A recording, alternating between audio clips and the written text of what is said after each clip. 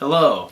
Today I'm going to be talking about the 1989 science fiction novel, the first in a quadrilogy, written by Dan Simmons, Hyperion. I was initially recommended it in the middle of the pandemic, I think late 2020, by a friend who answered a request I put on Twitter. Given my limited scope of experience with science fiction outside of film, whether there are good examples of unique and compelling and horrifying creatures. At the time, I think I had Ridley Scott's Alien on the brain and how just fascinating and original the xenomorph design and function is. V. Tomo, shout out V. Tomo, gave me this as a recommendation, citing The Shrike. It is centered around a group of characters who, for some reason or another, as we will come to find out, are drawn to the planet of Hyperion, where the being known as the Shrike guards the time tombs, these structures that mystify archaeologists and seem to be traveling backwards through time. Whereas the xenomorph preys upon, fear of childbirth, fear of, parasitism, the Shrike, I think, has cosmic, grandiose terror reinforcing it. Something that feels almost Lovecraftian, but in design it resembles this metallic, sharp, jagged, four-armed being with bright red eyes, invulnerable. It just sort of vanishes. Nothing can be done to stop it. Its motivation is unknown, really. At least in this book, we don't know how it came to be, what its connection directly is to the time tombs. People's reactions to the Shrike and their hypotheses about what it could be reveal, I think, a lot about mankind. There are political groups that want to weaponize the Shrike's abilities on Hyperion. There are people who have started a religion centered around the Shrike. I didn't know what this book was going to be before going into it, aside from it having a very enigmatic creature. It's sort of an anthology, actually. One where the Shrike makes scant appearances, but its influence is felt in pretty much every part of this book. There is new information about the history of this civilization that we are given with each part. One wherein Earth has died effectively. Mankind has colonized the stars and has developed this farcasting system where you can kind of fast travel across worlds. The wealthy elite buying real estate on multiple different planets and linking them through farcaster doors, so their whole house is comprised of rooms that just have views on every planet throughout the galaxy. We aren't entirely aware how we've arrived at this point 700 years in the future. The pleasure, I think, in starting the book is filling in those gaps for yourself and trying to make those leaps, and then seeing how your assumptions are, vindicated and filled out with extra context the more you read in the book. There's no one story that can be just excised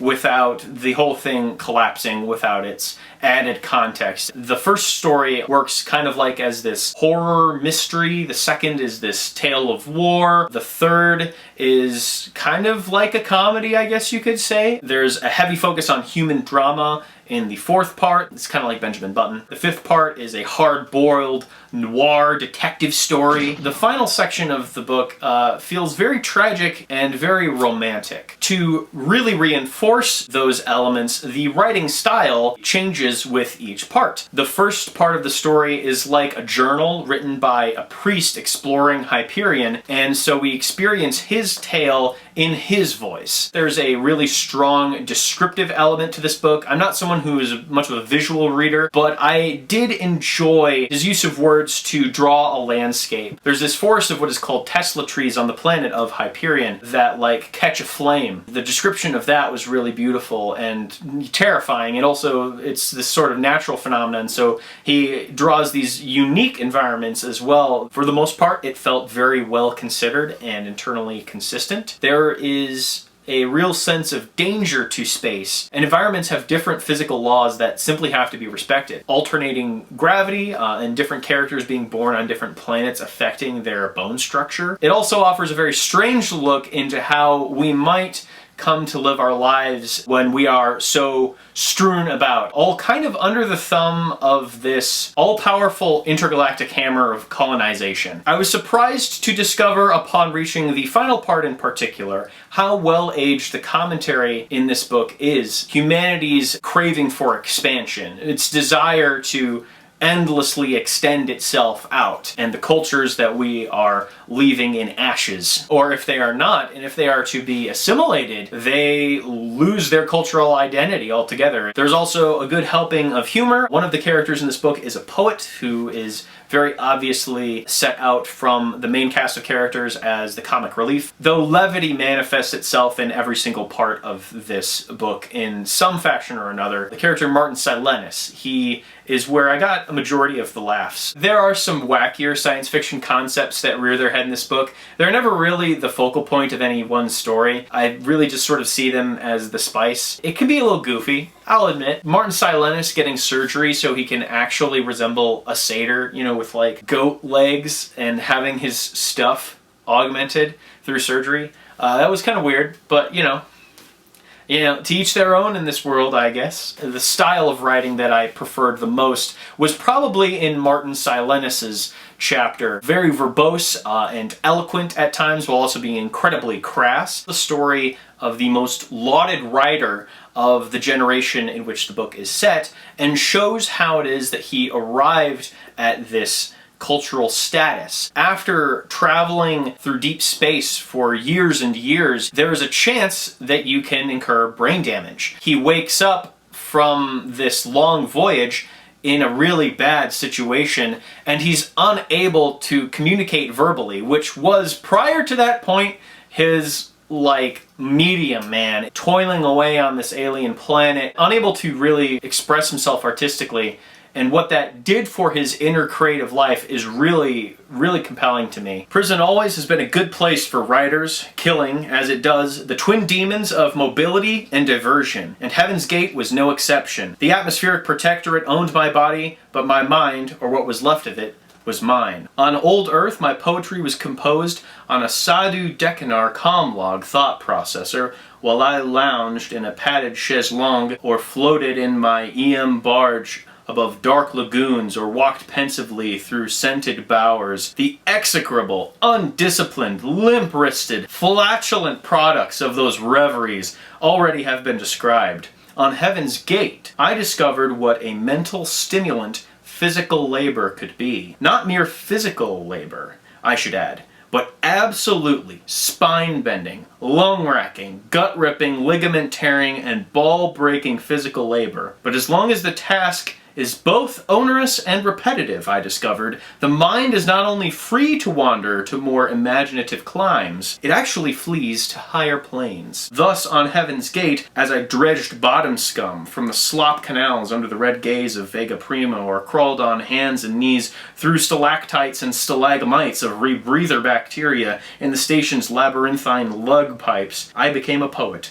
All I lacked were the words. There was a period of time where I was working a factory job, which I think is going to go down as probably one of the most definitive experiences of my life. Working on those factory floors and having 10 hours to just think while your body is breaking in just the worst physical agony I've been in my life. I think I had some of my best thinks in that space, some of my deepest thinks where I just had to confront certain thoughts in order to make the pain, I guess, more meaningful. And in some ways, I do sort of miss the experience that the breaking of my body brought about for my mind. I don't know how to communicate that. I guess now that I'm not working there, I can't really describe it as vividly as I might have once. One of the more compelling avenues of commentary this book raises is man's continued relationship with things like faith and religion. Man has quantified so much of the universe. The few things that are unknown still can be a source for these sort of groups to come about. Whereas Christianity and Judaism are on a harsh decline. In one chapter, part 4, which highlights the life of a Jewish man named Saul Weintraub, a lot of people lost faith after the doom of Old Earth, because it goes against what has been taught, that God would not destroy the earth a second time, the first being the flood. Perception of time in a world as accelerated as this changes a lot about humanity. The concept of having a time debt, how you can go into fugue for a decade, travel to a planet you haven't visited in 10 years and see people age before your eyes. The Benjamin Button story in part 4 is really compelling in how it outlines the trajectory of a human life, but deconstructs it backwards from what I guess a lot of people would call the peak, in your late 20s. The character that experiences this de-aging does not keep their memories. And so it's kind of like a hybrid of The Curious Case of Benjamin Button and 50 First Dates somehow. Or like Memento. It adds a morbid overtone to events that otherwise would feel youthful. These major movements that we associate with getting older, like a child being able to speak for the first time, losing their baby teeth. It's a very interesting way to frame some of those events with an awareness that death is imminent for all of us, even in those moments when we seem simply caught up with growing and understanding life and developing. Otherwise, I felt part 4 was a little bit melodramatic. It was probably the most emotionally resonant part, save for part 6. Constant reuse of the phrase, see you later, alligator, in a while, crocodile. That phrase is used in a very sort of like cloying, and I feel maybe not emotionally manipulative, but just obvious sort of way. There's also a character who dies in a car accident at like just the right point where that character needed to be moved out of the story permanently. The town where this person who is experiencing this temporal regress lives, this town becomes like a tourist attraction, like, hey, come see this person who's going back in time. It just felt a little bit outlandish, like it was layering on the melodrama a little too thick. The thing that consistently worked about part 4 and that made it resonate so deeply for me is this father's devotion to his child, who he has to tell every day, no, you're actually this old and this many years have passed. I found him wrestling with this issue of what to do with his child to be very compelling. In particular, the parallel that this has to the Abraham and Isaac story from the Bible. My favorite parts of the novel were probably the first and last, though I also greatly enjoyed parts 2 and 3. 5, while it reminded me of Blade Runner,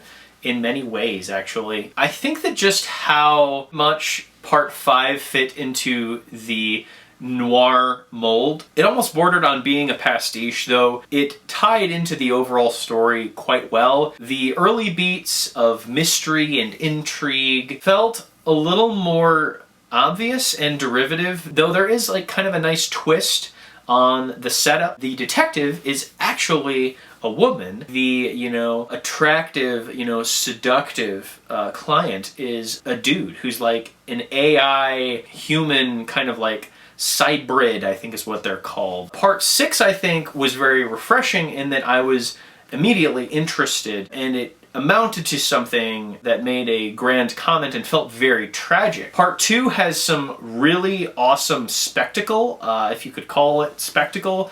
There are some great action sequences that heavily evoked The Expanse to me, or maybe something like Ender's Game, but more adult and less goofy. The first part, I think, is probably my favorite and the most consistent throughout. A fully realized short horror story in its own right. One that could totally exist outside of this book and just be bone-chilling. My favorite appearance of the Shrike. It's the first time you encounter it, but the intended effect that the Shrike has is no more pronounced than when this priest first sees it. It was vaguely man-shaped, but in no way human. It stood at least 3 meters tall. Even when it was at rest, the silvered surface of the thing seemed to shift and flow like mercury suspended in midair. The reddish glow from the crosses set into the tunnel walls reflected from sharp surfaces and glinted on the curved metal blades protruding from the thing's forehead. 4 wrists, oddly jointed elbows,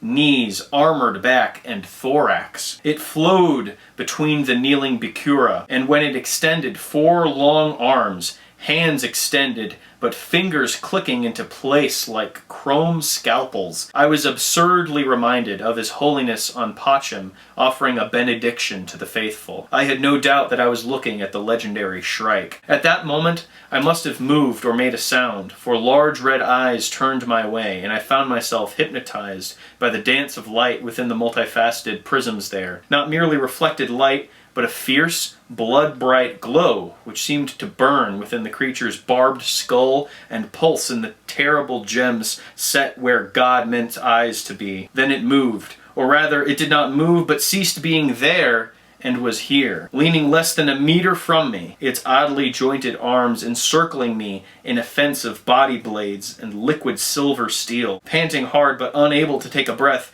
I saw my own reflection, a face white and distorted, dancing across the surface of the thing's metallic shell and burning eyes. I confess that I felt something closer to exaltation than fear. Something inexplicable was happening. Forged in Jesuit logic and tempered in the cold bath of science, I nevertheless understood at that second the ancient obsession of the God-fearing for another kind of fear, the thrill of exorcism, the mindless whirl of dervish possession, the puppet dance ritual of tarot, and the almost erotic surrender of seance, speaking in tongues, and Zen Gnostic trance. I realized at that instant just how surely the affirmation of demons, or the summoning of Satan, somehow can affirm the reality of their mystic antithesis, the God of Abraham. That chapter is particularly gripping because it's coming from the perspective of someone who's very deeply religious, someone who has been exiled to Hyperion because they were falsifying historical records on other planets of the existence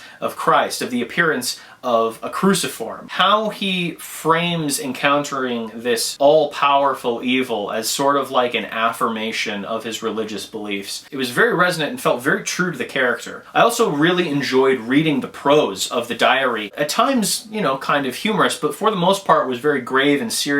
When he finds this cross on Hyperion, seemingly existing in these natural caves, he's at first convinced that he might be able to absolve himself from his crimes, and then realizing that these crosses have a far more malevolent purpose. The way that the story ends after he realizes this grave error he has made, I think it is a testament to the ironclad faith of this character that his part in the story ends exactly as it does. The terror of these cruciforms is parasitic in nature, and not unlike the function of Giger's xenomorph, elicits a real dread. It almost feels like a blend of the xenomorph and the concept behind I have no mouth and I must scream. I think that once you get to the end of part 1, you'll be thoroughly shook and eager to dive through the rest of the book. I also found the symbolism in the first story to be the most poetic. The priest hears the wind whistling at a certain moment in the story, and it kind of eerily resembles the playing of like an organ, which you can easily associate with music intended for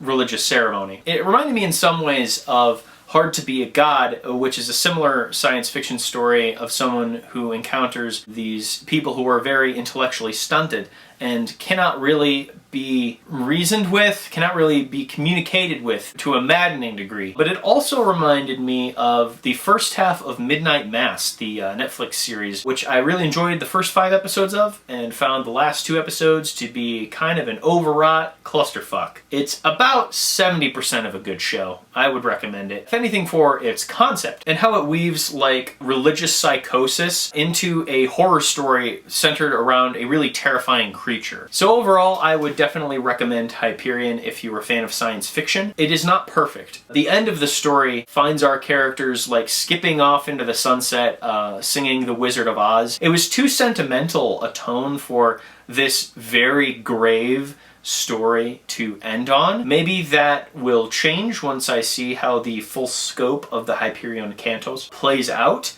But at least for that final moment, it seemed to almost come out of nowhere. It almost seemed like Simmons needed a way to end the story at the point he ends it at.